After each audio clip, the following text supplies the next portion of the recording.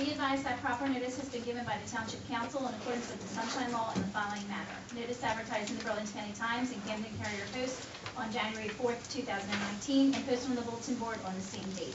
Mr. Lyon? Here. Mr. Romando? Here. Ms. Correa? Here. Mr. Burrell? Here. Mr. Ketchum? Here. So we have a couple of items on our action agenda. First, some resolutions. The first one being Resolution 2019-48, which is approving raffle license number 562, 63, and 64 for the Church of the Resurrection. So moved. Second. Mr. Lyon? Aye. Mr. Romando? Aye. Ms. Correa? Aye. Mr. Burrell? Aye. Mr. Ketchum? Aye. Next, we have Resolution 2019-49. This is approving a raffle licenses 565, 66, and bingo license 2019-02 for the Delran Fire Company number 2. So moved. Second. Mr. Lyon? Aye. Mr. Romando? Aye. Ms. Correa? Aye. Mr. Burrell? Aye. Mr. Ketchum? Aye. Next, we have Resolution 2019-50. This is awarding extension of the contract for annual maintenance and repair for electrical apparatus. So moved. Second. Mr. Lyon? Aye. Mr. Romando? Aye. Ms. Correa? Aye. Mr. Burrell? Aye. Mr. Ketchum? Aye. Next is Resolution 2019-51, and this is a resolution awarding extension of the contract for annual maintenance and repair of mechanical apparatus. So moved. Second. Mr. Lyon? Aye. Mr. Romando? Aye. Ms. Correa? Aye. Mr. Burrell? Aye. Mr. Ketchum? Aye. And finally, I need a motion granting mercantile license to Fallen Up LLC, 4037 Route 130 South, Bella Buds and Company Flower Truck, 15 Clay Street, and Launch, 5029 Route 130 South, Suite 300. So moved. Second. Mr. Lyon? Aye. Mr. Romando? Aye. Ms. Correa? Aye. Mr. Burrell? Aye. Mr. Ketchum? Aye. Okay, so our first item on the agenda is regarding the mosquito control, aerial mosquito control. Jeff will tell us that we do this every year. We go through this and have typically approved it, but we need to do this every year. Jeff, is there anything that is... There's really nothing else. I mean, they only do this in low-lying areas, the swampy areas. You won't see them going over the middle of housing developments, but you will see them doing it around the creeks and some of the swampy areas of the township when they do it, but they will not do it unless we authorize it. So we do authorize it every year. I don't think we've ever had an issue with the spraying, and they only spray with chemicals that are approved by the state and the federal government. So that being said, anyone have any questions? Seeing no questions, do we need to take action on this tonight? Okay. We okay to put that on the agenda, everybody? Okay with that? All right, very good. So we'll do that. Next, in the all gym, all the time meeting tonight, we got a lot with you tonight. All right. We'll talk about the engineering for the road program.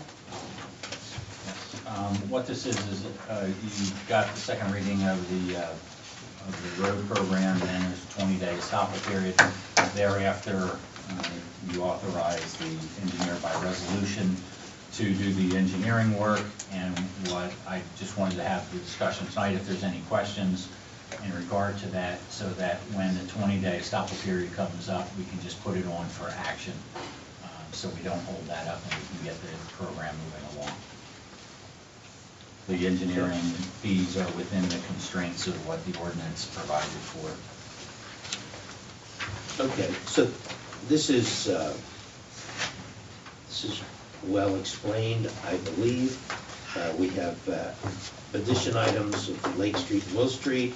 We're looking at Diane from Patricia to Sweet Run, and Patricia the entire length, at River Drive, Norman to Chester Ave, and Norman Ave the entire length. And this is to approve, or to be prepared to approve the engineering fees, which in this case are $188,000. to go forward with the road program. Correct. Okay. Anybody on council have any questions? And I'd like to have you see things before they get on public meetings, that's the reason for putting them on there. Seems on par Yep. what we did the last couple of years, so. Nothing out of the ordinary. So we'll put that on Once the 20-day stop period. once the 20-day stopping period has expired. Now we have, the next item is the Fairview Boulevard Island removal, engineering fees. Yes, the 20-day stop period has expired on this, correct? Yes. Yes. So you've done a bond ordinance for the removal of the barrier, curb island, and what you need to do next is authorize the engineer to develop plans, specs, put it out to bid, and that would be your next step in terms of approving that. We want to do that by resolution. If everybody is okay with it, then we put a resolution on the public meeting And to do this, to do the engineering. We've already done the bond ordinance. correct. And the engineering is, It'd be basically to execute the project. right. The project's all planned and ready to go, right? Well, it's not designed. It's not designed, but we know what we're It's doing. part of you budgeted it. Right, okay. What was the total cost? We had plus or minus around 75,000. 75,000 Yeah, that's for probably- engineering and construction? Construction was 75, so engineering Engineering was construction. 13. Yeah, so it'd be Okay. 88. That's probably a little conservative in construction. But yeah, we have 88 projects. When's the project scheduled, like estimate? So it'd be Somewhere a pretty quick spring? turnaround. I mean, it'd probably be summer, if not the spring. You know, we just have to, try just getting a survey, putting a design together. You don't need any outside agency approvals. Yeah, you said it's out. That's some legwork we took care of already, we don't need to go to DOT. Spring. Sir. Because I'm late to the party. Okay. What, is it the island by 130 end by Hartford? No, it's the island that's on Fairview Boulevard between, for lack of a better way, between Chick-fil-A and ShopRite. So the discussion that precipitated this was that if you, I'm sure you go up there. Yes. If you go there to Route 130, typically that island in the high traffic times would queue up and block you from being able to get into those left turn Got it, lanes. okay. So that kind of increases the queuing in distance, and then fewer cars get to make a left turn when the light changes. And, Got it. and then there's a light further back that could be right on Fairview Boulevard. Okay. That's actually between Starbucks and. Right, so it's not affecting the island, it's down by Hartford Road No. where, okay, No. that's fine. So my other question is what, and this is, I don't know if you've done this study, but how many cars will it additionally now allow to get across with removing this? Is it, I mean, we're spending $100,000, I just want to make sure we're spending the $100,000 and it's worth it. So are we buying more cars getting across? Or what is it buying us? I know the queuing, Well, but, and it's only, and the queuing's only at maybe at a certain time, and it's really not that long, it's only a certain time, so, I mean, I understand what we're doing, I don't like the backup either when it happens, but I just wanna see what it really is buying us for the money. I don't have a specific number of cars. That's kind of like a pretty difficult number to come up with. So so everybody understands the problem here. So right now, the approach of Fairview Boulevard to 130, it's 4 lanes, 2 left turn lanes and 2 through lanes, the right, which is also through and right. So the through movement backs up so much, according to the complaints, that once it reaches that concrete island barrier, anybody making a left can no longer reach those lanes in order to stack up at the red light. So by removing the island here, now the center, the actual median will still be there, so you can't cross over from one side or not. We're just thinning it out where it bumps out, you know, where you have that kind of transitional gore area.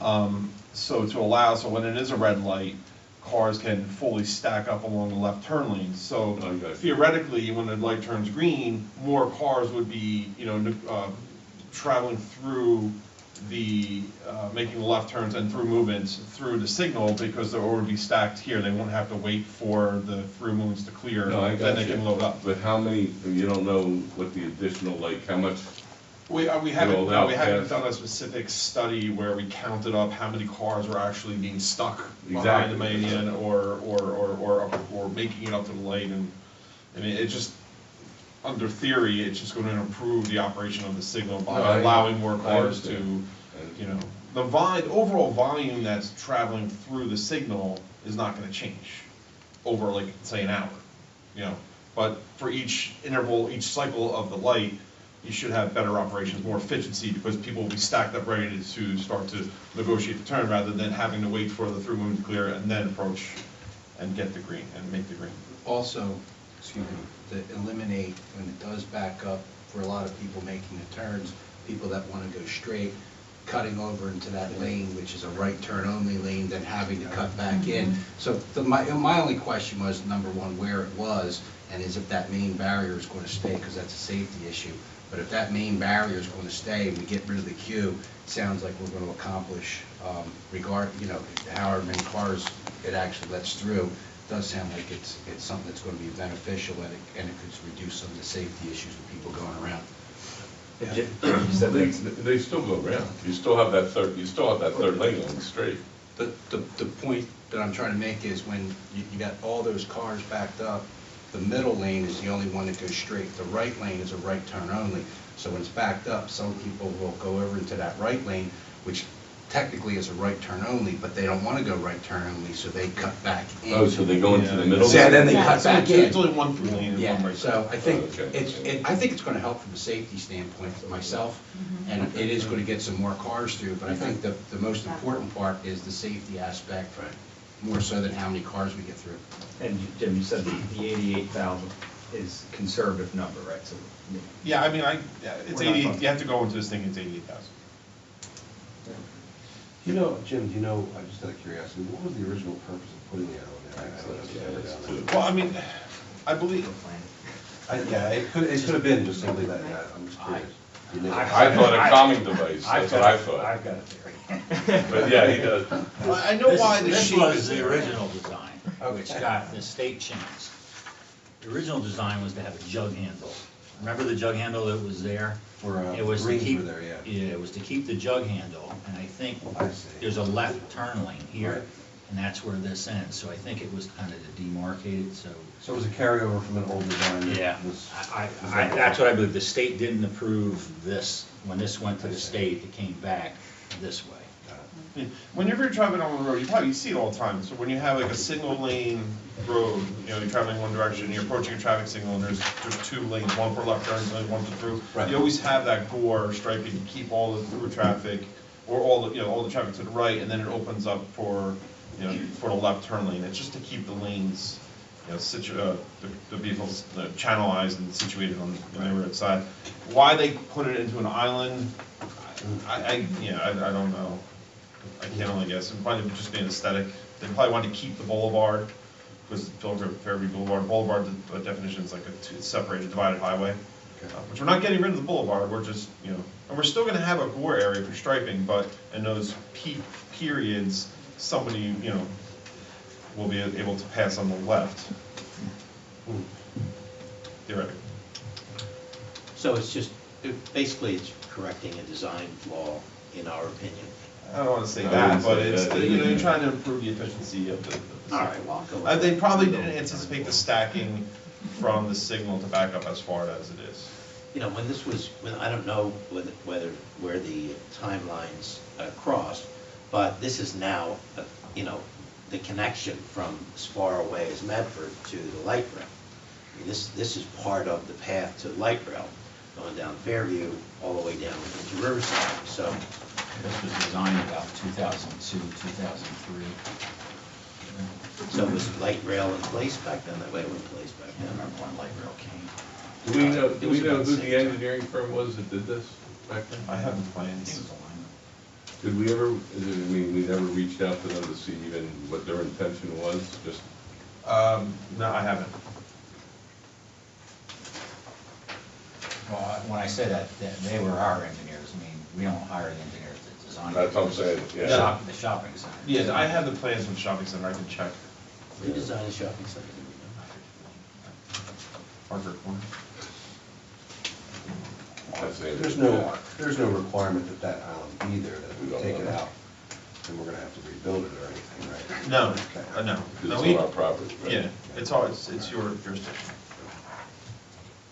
But my question was liability wise also, but I mean, on liability, I agree, Tom, and if it's a safety issue, which it, if anybody's been through there, that, it does become a safety issue, I've seen it. So I think that makes a lot of sense as to the overriding principle.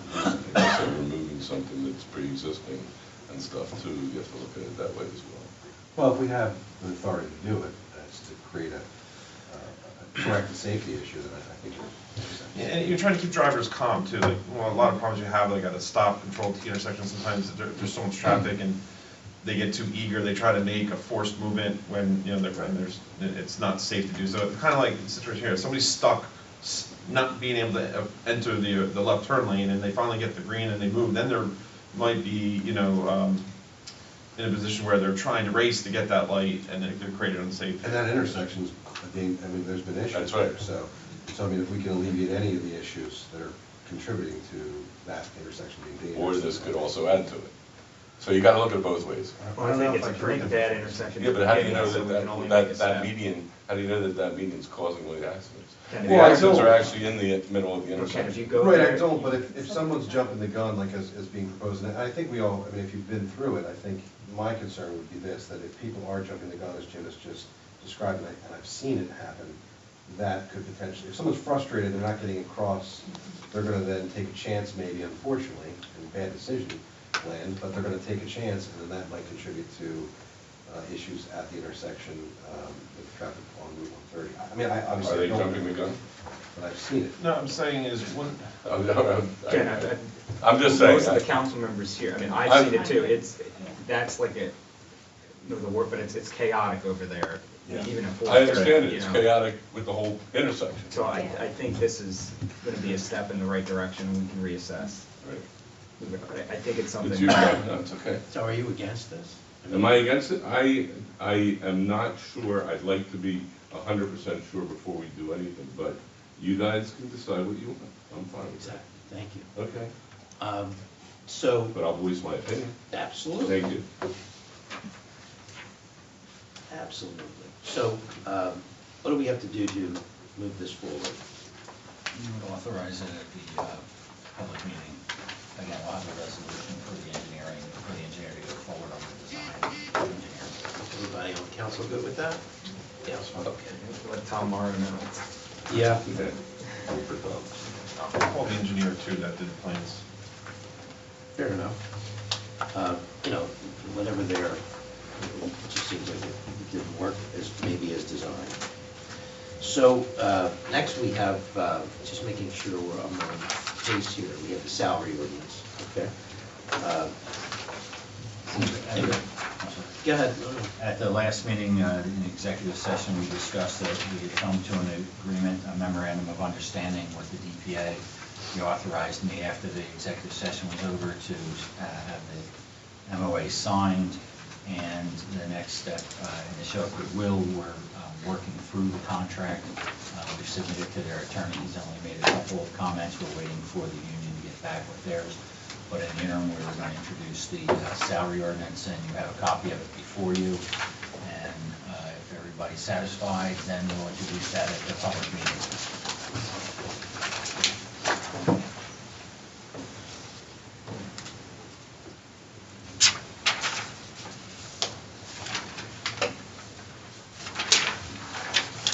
Yeah, I think everybody's had a chance to review that. And this is retro back to 2016? Yes. Okay, just making sure that I understood it. Very good. Anybody have any questions?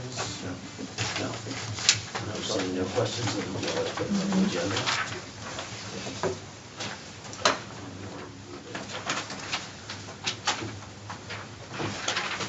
right up till now. All right, so we have our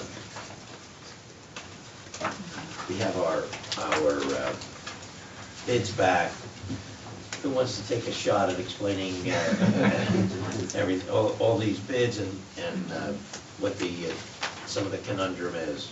All right, well, there's only one bid you really need to focus on, and that's Decker's Inc.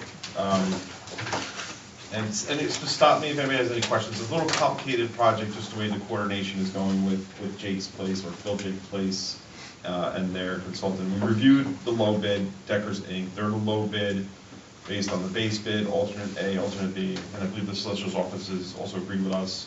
We're all in agreement that it's a responsive bid, meaning that they've submitted all the required paperwork. Correct. We have issued a legal opinion confirming that the paperwork submitted complies with the local public contract law. So now it's just really, determining based on your budget, what to award. So the project is kind of divided up into different components. There's a base bid, which is a main playground area that's about 9,000 square feet.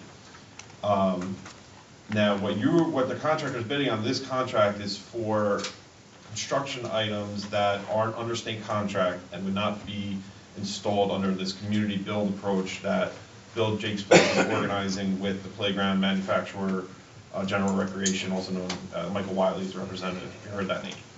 So you're paying this contractor to install, do the earthwork, grading, curbing, and the base work and some drainage to get it ready to allow the playground components to be installed, which is like the equipment, all the structures, and then put the poured in place rubber surfacing on after that.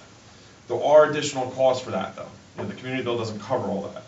You have to pay for the poured in place materials, which is the rubber surfacing that goes on top, which is under state contract. There's also a cost to actually install the poured in place materials, which is not under the state contract, and is not part of our bid. And just so you know, there's the base bid, there's alternate A, which is a shade structure that was donated by Bill Jake's Place. And so what we have to do as far as our bid is build the base work for it, which is a concrete pad and some grading for it, excavation for it. Alternate B is a swing set area. Similar to the original playground, you have to build the site work for it. You have to excavate out for it, you have to grade it and build the curbing in and get the work in ready for the poured in place and the surfacing material. The base bid and alternate B are really just is the main playground. Alternate A is the shade structure. So the poured in place materials is not involved in alternate A. It's really just the base bid and alternate B. Now alternate A too with the shade structure, somebody has to pay to install that. That's not going to be installed as part of the community build. General Recreation and Bill Jake's Place has to coordinate that as well. So if you were to award the base bid, alternate A and alternate B, it's approximately $90,000 and change. $90,634.95. You have a $200,000 grant from Community Development, Burlington County Community Development Burlington County Park Development Program. And with your agreement, you have a memorandum of understanding with Jake's Place to dedicate that money to this project. So if you were to award the base bid, alternate A and alternate B at $90,000, that leaves about $110,000 left. You can pay for the poured in place materials for the base bid and/or alternate B. Now we have different quotes for the poured in place materials because that's under state contract, so it's really just about area and the type of servicing. You can either do full color or 50/50 color. Ideally you want full color, it looks more attractive, but doesn't mean the 50/50 doesn't work and is not used preventively. If you want to save money, if you have budget issues, you do the 50/50. We kind of have a budget issue here right now because if you want to do full color for both the swing sets and the base bid area, you don't have enough money. Well, I have the prices for it. It'll be like $250 total and change. So the way it works out is if you did base bid. When you're saying 250, that includes the 90? That includes 90. Yeah. That's full color. So assuming you did the 50/50 color, and you awarded base bid, alternate A and alternate B, and you did 50, and you purchased the materials for the base bid only, that's just right at $200,000. Okay. Pretty much, exactly. Pretty much, it's like 199, okay? What that would mean then is Bill Jake's Place has to pay for those materials to be installed, which regardless of what happens, they have to do that anyway, because it wasn't part of our contract, and it's not state contract, so they have to pay for it using their private funds, but they still have to pay prevailing wage, and they have to verify that. Okay? And that's about 16,000. So to install the port-in-place materials for the base bid is about 16,000. Now, if all that happens, you purchase the port-in-place for the base bid, they pay to install it, and you order all three, you're left with the swing area that has all the site work done, but the port-in-place materials and the installation of those materials is not funded yet. And that's about 24 plus, that's about 30,000, okay?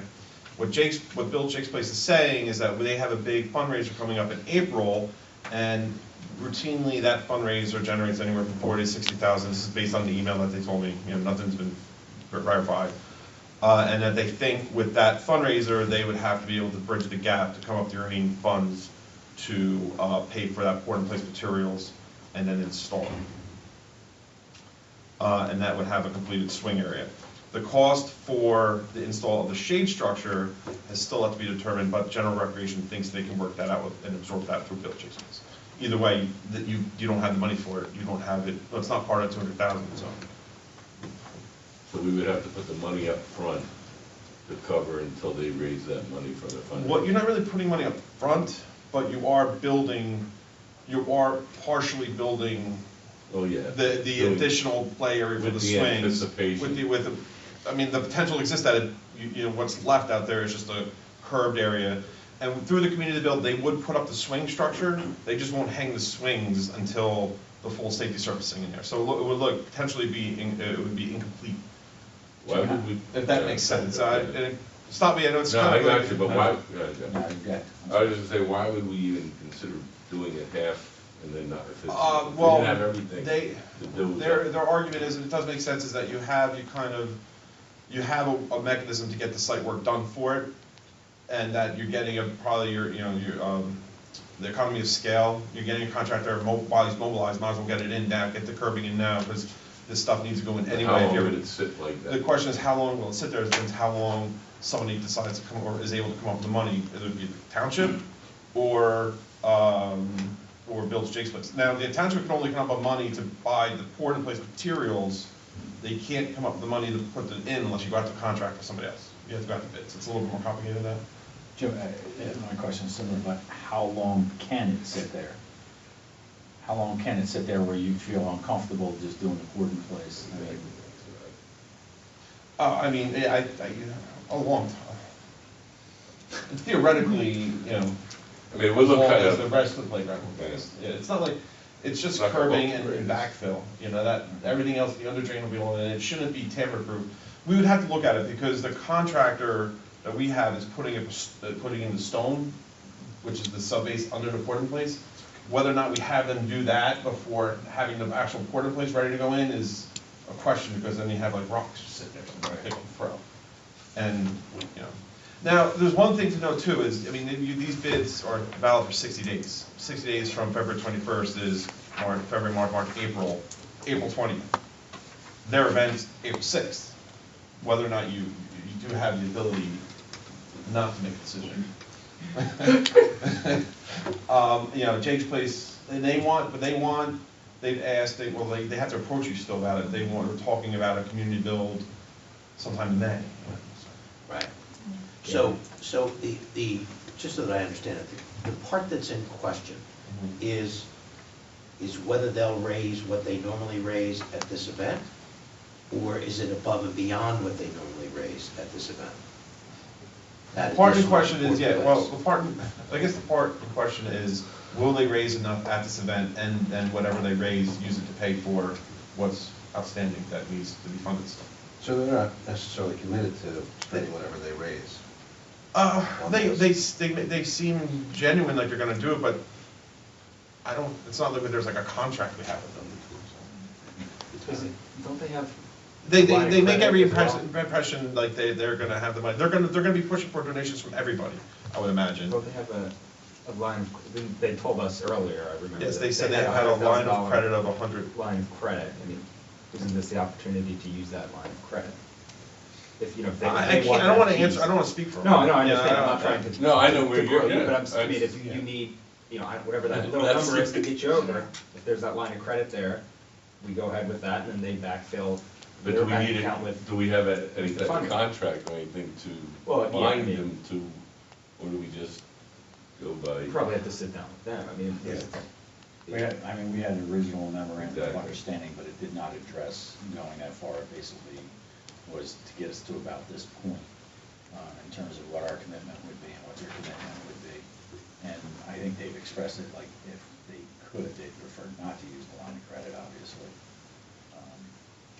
Well, I mean, they have several events a year, Yeah.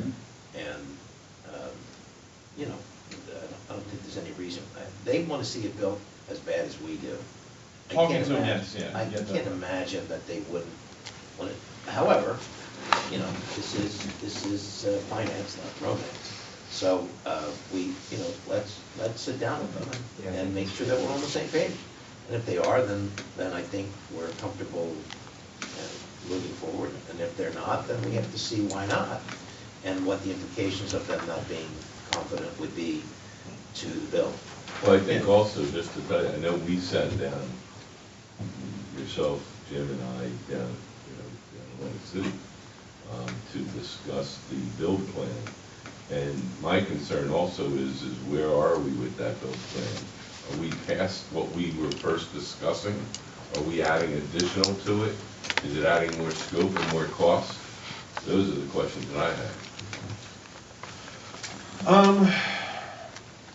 I mean, if you gather all the costs up, I'm gonna actually run through this, you're about, it's probably about like $800,000 right now. But what you've committed is 225, and that hasn't changed. But there's additional costs now that is popping up that there's a concern of where that money comes from. I know that they're saying that they. Well, we knew going into this that we projected not having enough money to do the full build out based on the original playground design, and that, you know, and then something might have had to get cut back. And, you know, Yeah. and then that's why we have the swings as an addition. That's exactly why we have the swings, to cut that back. If we didn't do the swings, you could award the base bid and award the shade structure and do the base bid full color, and that would be about 200,000, and then they would have to pay, there'd be 16,000 to install the poured-in-place materials, and that's a complete project. Now, if you do that, can you add this, would it work to add the swing set at a later date? You can do the swing set at a later date. It was specifically designed that way, but I guess you would still have to go out to bid to do that work if you don't award it now. Yeah, my concern would be they would charge you more for that area to do it later than if they came in and did the whole thing. Yeah. Because they're there. Sure. They're gonna do the whole thing. We already got the equipment there, we got the material there, here's our cost. If we come back 2-3 months later to do that, that cost may actually be greater. We would have to rebid it. We would have to rebid that scope of project. Right, and we all know that if they deploy a second time, there's cost to it. Well, there's cost just to rebid it, and And re-advertise it, there's and cost to rebid it. remobilize and re-everything. So I think what I'm hearing is that we just need to talk to Jake's Place, let them know what the obstacles are, let them know that, you know, that the swing sets are what's in jeopardy. If they Yeah. commit that they'll do what we think they will do, then we're all set. And if they don't, then they just need to know that if they don't commit to do that, that'll mean that we either take the swings area off the project for right now. We've always talked about the phasing, you know, some of the added parts, but we always were pretty resolute that we would build the foundation, for lack of a better term, all at the beginning, and then when they needed to build, you know, even if they did the pour in place and then they cut out a section to connect to the understructure, that's the way it would go. So, we need to talk with Jason. Yeah, I guess it comes down to hearing them out and how comfortable you are of how long, of letting the swing set area sit half complete. Right. You know, because that's the thing you're risking right now, is that this thing might sit for a while before they actually have the money to do the final services, Right. to allow the hang swings. And I hate to speak, I wish, they're very optimistic, you know, they think, you know, it's gonna happen. You get every sort of representation from that, you know, they're gonna get the money. Of course, they're gonna want donations to come in wherever it can, you know, of course, they probably want you to pay, you know, but they make it sound though that, you know, through the additional fundraising that they're planning, that they'll come up with the gap, but I just don't know, I mean, it's wishful thinking too. Well, So, yeah, I think it's a meeting with them. What are you looking for from Jake's Place in terms of a guarantee? Is it, I mean, a verbal or written, what are we looking for? I think we should come to an understanding and memorialize it somehow. You know, say, look, this is our plan, and we both sign off. And the township council's position is that what you've committed in terms of the grant is it? I just want to make sure what we're carrying back. Yeah, I mean, I think we need to have a meeting with them and You just know, understand their I plan. think that the funding is, after this last fundraiser, the funding will be there. And that if they need to use their line of credit to cover $16,000 or whatever that number might be, and then they have another fundraiser, they typically have one in the spring and one in the fall. And then they get back to zero and they go from there. Now I remember, we take out some of the incidentals, you know, the concrete mix that they're gonna need for the port before the community build. There's like an overnight security you kinda have to have out there if you want to do more places. It's about like $245,000 at this point to finish it, which would be, you know, our contract, buying the port in place materials and installing the port in place. So you're at 200. And they have to automatically do 16 in order just for the base big. So there's about that $30,000 gap that remains. Right. And also installing the shade structure. Right.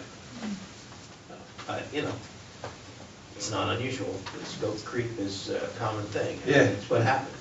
You never figure out everything that's gonna come about when you start. So I think, need to have that meeting. Certainly, I think council will have a representative, and let's meet, let's set it up. Okay. Okay? Thanks. Sure, thank you. Thanks for making some sense out of all those numbers. Okay, we briefly discussed at the last work session the possibility of donating leave, and for those folks who may be watching or are not familiar, this is simply if someone has PTO and someone else is in need either due to whatever illness or unusual circumstance, and that person would like to say, well, they can use my PTO, or then that's really what we're discussing. I know there's a lot of things that are involved because of civil service and what's happening here. So, I think we need to maybe just have a quick primer, but my only question as we go forward is what happens, let's say, and I'm going to use ridiculous numbers so that we're not talking about anybody specific. But what happens if somebody who makes $4 an hour uses their leave, gives their leave to somebody who makes $8 an hour? How does that work? What happens there? It doesn't come into play. Oh, okay. No, I mean, when it doesn't come into play, a salary is not given any consideration in this. Okay. So it's just, I have 3 PTO days that I'd like to donate, and they can use them? Well, Or is it leave? and Is it- here it's sick, I mean, municipal, it's sick leave. The only Sick thing leave. you can give is sick leave. Okay, People are allowed to accumulate sick leave, and when they retire, there is a payout to some degree of sick leave. It's more restricted now than it used to be. But the way it works is that no one, you could donate 30 days, a maximum of 30 days to one recipient, this program. And let me just explain, we would have to do this, get approval from the Department of Civil Service in order to go forward. We actually did this a number of years ago, probably 15 or so years ago, as a pilot project. The state was allowing some towns to do it. We had an individual that fell into a situation where they could use it, and the town council provided for us entering into the pilot project and basically followed all of these rules, very similar to this. And what I've given you is not an ordinance that was drafted by the attorney. There are changes that would have to be made here.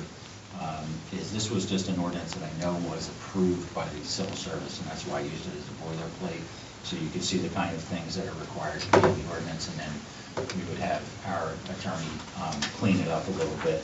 But it's to give you an idea of what would be involved and what the requirements and limitations are, and then you can decide whether or not you have an interest in doing it. From a benefit, obviously someone who's got a significant illness and runs out of sick time, they can stay on the payroll for a little longer. Health coverage would continue as well. From the negative standpoint is obviously we continue to pay them. Then you go back from the positive standpoint, and you'll have people who are contributing sick time. Some of them will be paid more than the person that's receiving them. Some of them will be probably paid somewhat less, but chances are, a significant number of them will be removing sick days that you're otherwise going to cash in at the end, or they can take during the career. So there's kind of give and takes from both sides of the situation, and it's really whether or not the township council has an interest in entering the program. I was approached due to a situation in the township among employees to ask about giving consideration for the program. I think it's a good idea if we can do it. I think it's a nice gesture to the employees if we can, especially in situations when there's very, very drastic situations that people are confronted with, that it can help those types of people. Agree, yes. So I Employees want to open the discussion. I mean, to Ken's point, we're as strong as our employees, so I think we have to. Exactly. And I would take care of note them. for council that this isn't a free-for-all. There are limitations as to the minimum, the maximum amount of days that can be donated and received, the ability to cash in at the point of retirement. So there are mechanisms in there to prevent rampant abuse. And moreover, the township administrator, as it reads now, without repealing it via ordinance, has the authority to pull back this program upon 30 years notice. And you mentioned 30 days. That's a 30 days maximum donation. From one person. From one person. It's a maximum, I think, at 260 days. That the person can receive.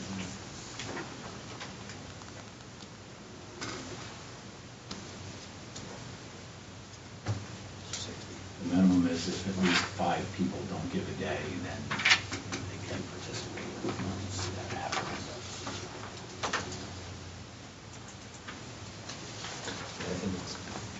I mean, Draft that out. it's certainly Yeah. something that, I think one of the biggest benefits is now with Chapter 78, the healthcare law, it really will help people that are in a bad spot to offset if they need to continue their healthcare coverage. And the way Chapter 78 is, if you're going to keep receiving that healthcare, you have to make your Chapter 78 contributions, and this is going to help them do that. So there's a lot of positives to this.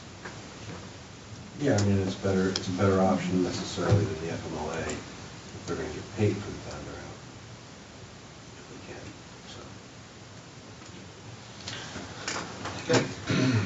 so. So, what, if we decide to do this, what are the next steps? I think we have to send it over to Alan Stu's office. Correct. We would refine this template that was presented to the Civil Service Commission and approved by them in another town.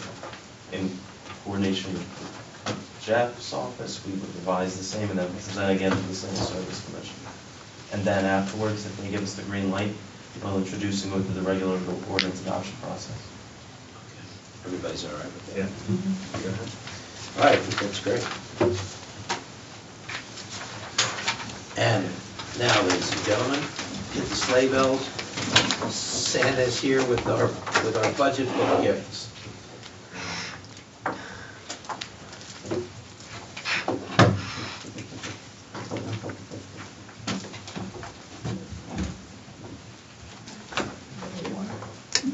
Enjoy. I always ask for black. The budget's in the black. There you go. So ominous that way. Thank you. Jim, we could have gotten these colors in half and half. That's genius. Good work. I don't know, you know, I'll put it Jamie, can I have one just to hold it through and then I'll get it back to you? I'll get it back to you. I didn't bring mine, mine's thicker. So, I've had some individual conversations, especially with the folks who've never been through this process, that it is an ominous looking book, but it's because of the detail that is explained. Jeff will go through the basics of what is in here and how to find stuff, but as he has always offered and has offered again, if you have questions prior to when we sit and talk about this in a public meeting as to explaining this, I know some of you went to the budget class that was involved. Virginia and Mike and Tom has been doing budgets, examining budgets for some time. So I don't think the ramp up is going to be as tough as it normally is, but there's a lot here. It's just, we'll all have to individually commit some time to get an understanding of what it is that we're looking at and how these numbers impact what they impact. But Jeff, why don't you give a synopsis for us? First things first is the very first section, mayor and council. Behind the mayor and council, I have a brief letter that explains a little bit about what's in here. But essentially, everything that you need to know is in that first section. The other 2 inches of documentation is really the backup that's utilized to put the numbers that are in these 20 or so pages in here. So if you just look through that first section, you've basically reviewed the budget. What the other sections will do is every section has either what was the departmental request will be in for whatever the chief requested, so that if you want to go back and take a look at the specifics of what was requested, and there's some notes where the mayor made changes to the budget, there might be a little notation in there, that at least you'll be able to see that information. And essentially, if I walked out of the building tomorrow and didn't come back, you'd be able to reproduce the budget because it's all in here. That's not a threat or a plan. It's not even an option. Getting closer. So, in all of the sections, I'm not going to stop with the different departments, but each department is in here along with the sewer budget. And then you'll find the section for pensions, the actual pension bill is in here, health insurance.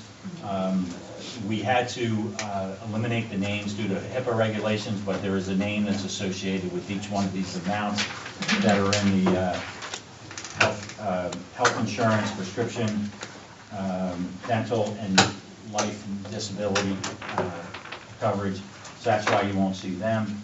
Then there's a section for the insurance. You'll see the calculations of the JIF bill versus the dividend versus the AELCF that you guys authorized us to put against the budget earlier.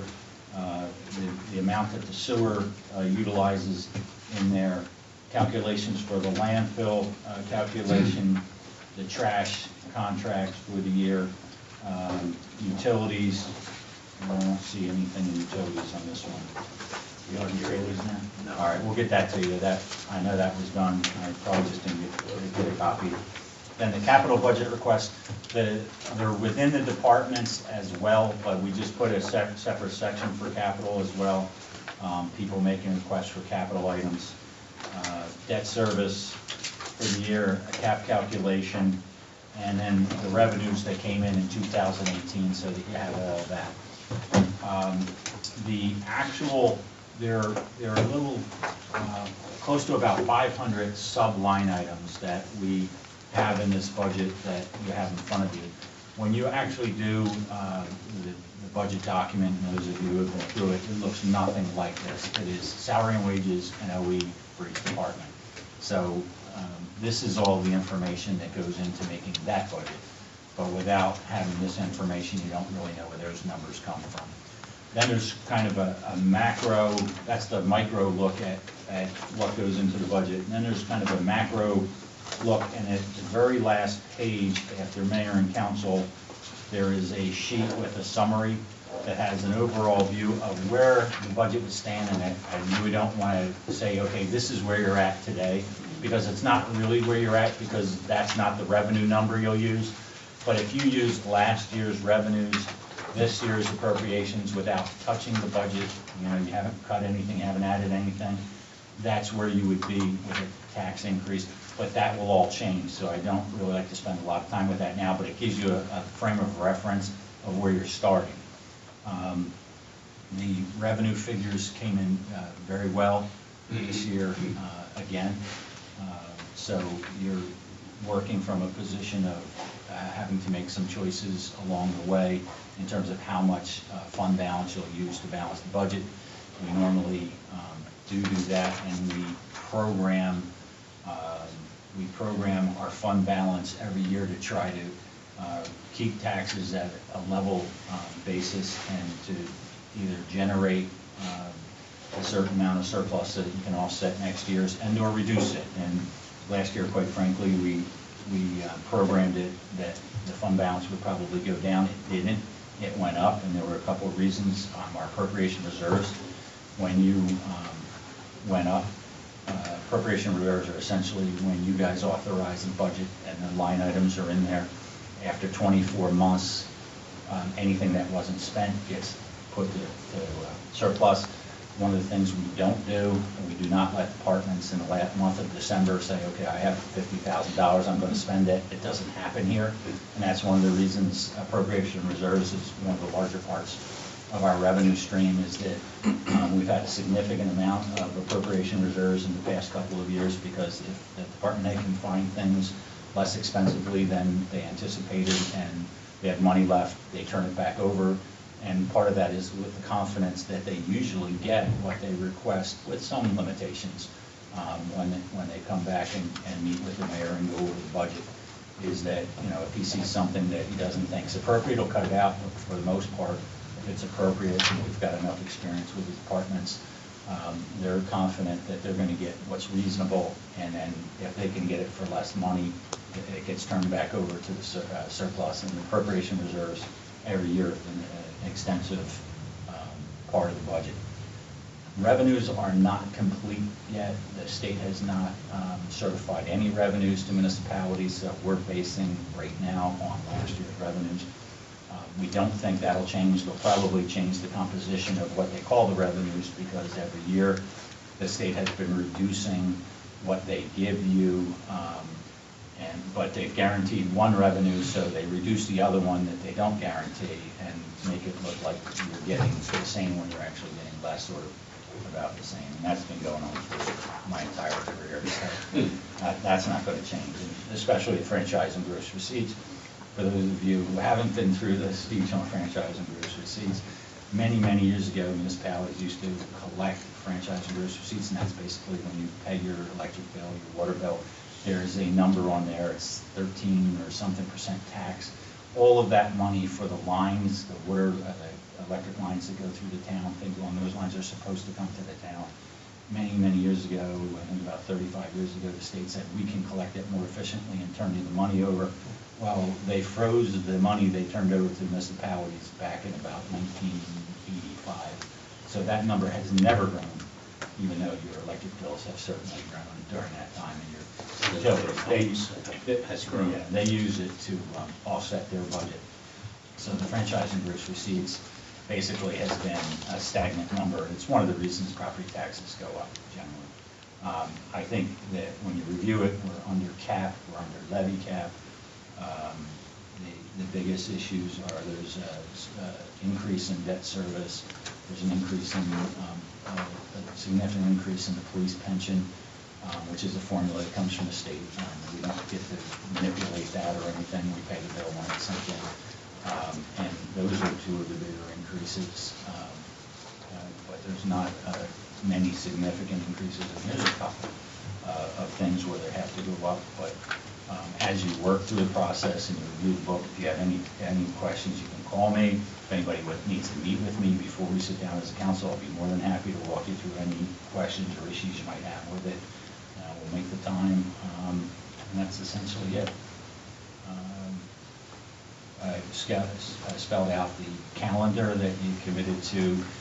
Puts us online, 2 work sessions, the 12th and the 26th. And then if you needed the 19th, we have the 19th reserved for a meeting, introduction the first week in April, the regular meeting. And then we'd have it after introduction.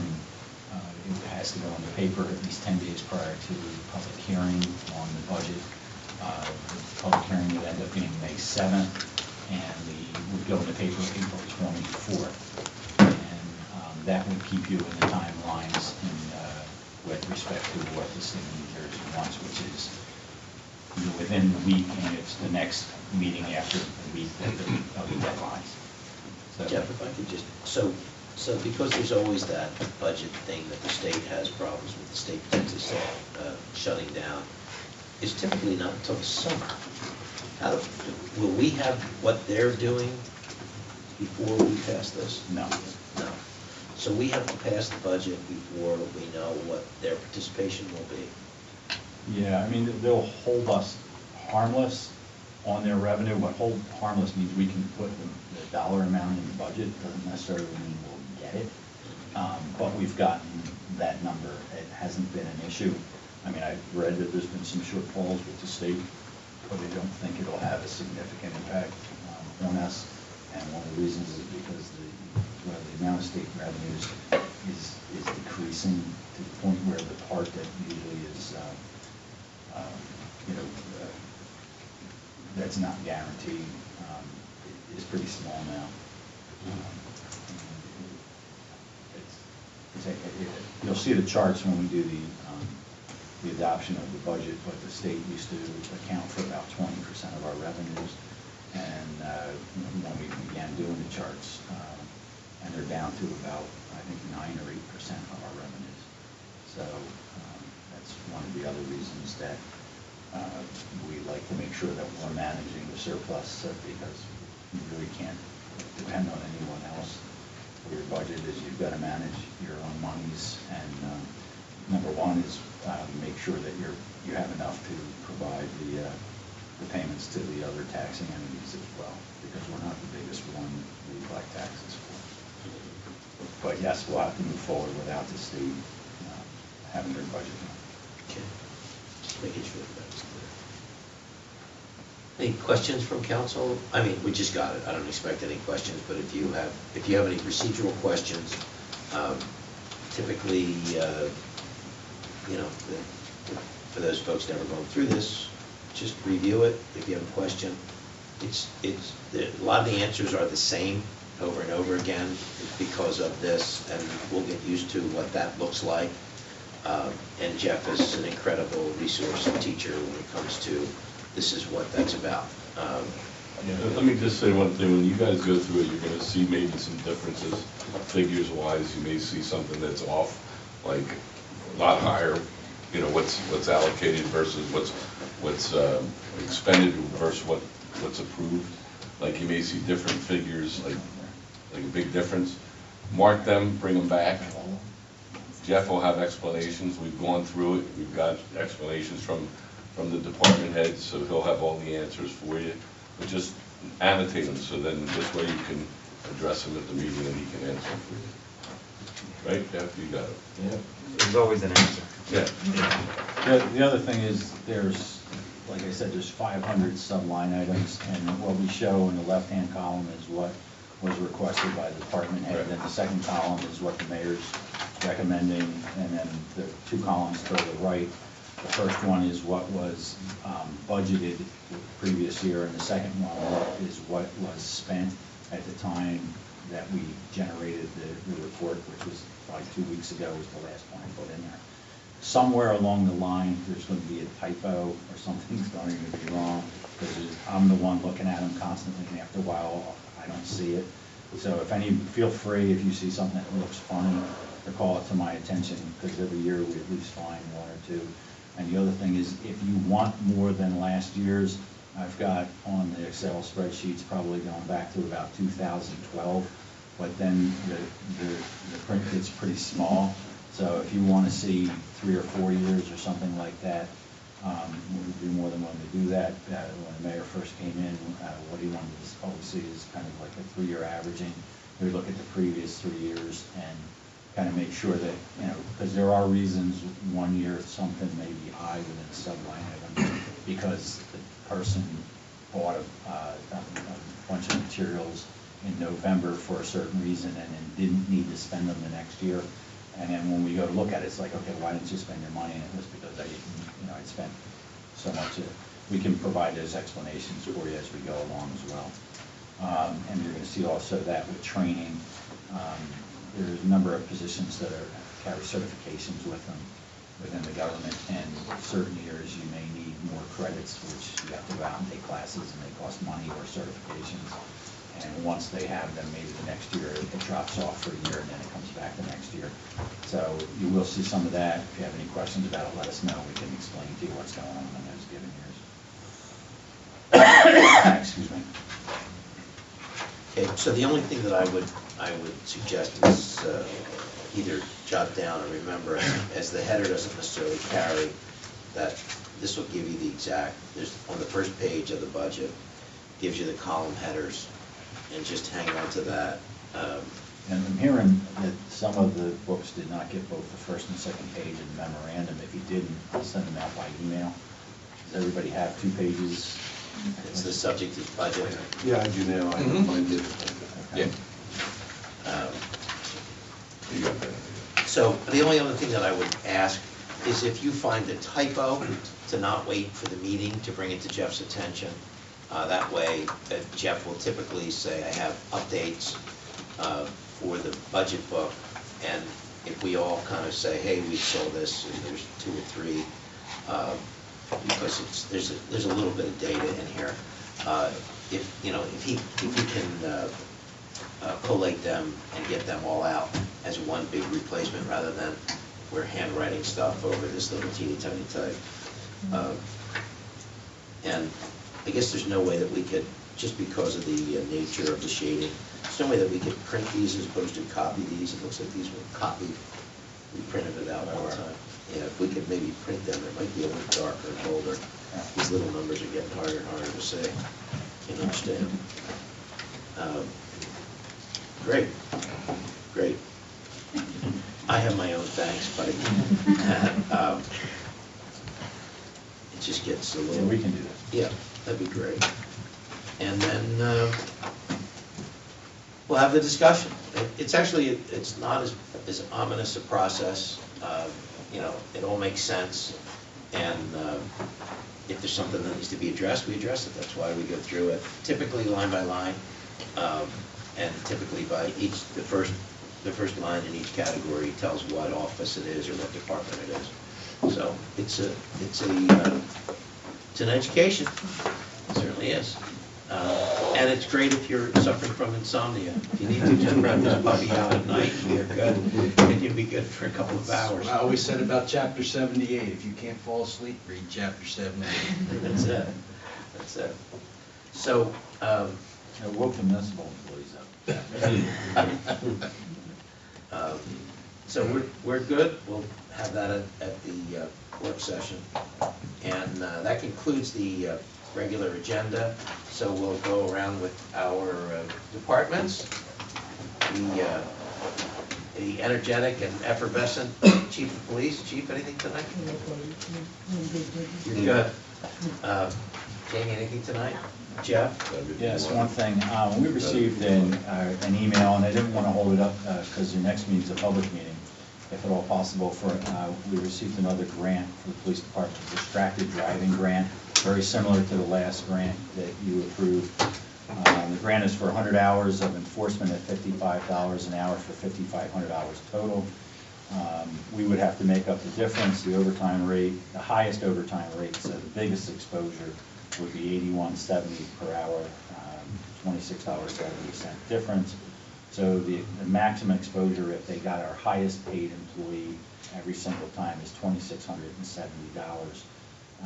If you're okay with that grant application, I'd like to authorize it at the public meeting. I'm sorry it didn't come in time to make the agenda. If you have any questions, No, I think we're good. thank you. Judging by the nodding heads that we're, That was all. is that it, Jim? Jim, you have anything additional for us? No, nothing further. I'll talk to you for it. You've talked plenty, but it's all good stuff. Thank you for helping us with that. Alan, anything, buddy? Just a brief update regarding the public portion questions raised as to some pump regulations. It has come to my attention that a legal opinion has been issued to the township administrator. So anybody from council or the administration that wants to reach out and educate themselves on that question can get a copy from Jeff. Great. Okay, so we'll go around the table with our members of the council. From Ward 2, Councilman Lyon. No report this No evening. report, I'm like you, Tom, I can tell. Tyler, anything? No report, thank you. From Ward 1, Virginia? No report. No report. From Ward 3? Oh my goodness. And I have no report tonight. Ken, you have any announcements for us? I have one for Wow. Okay, so I need a motion to go to public. So moved. Somebody grab second. Second.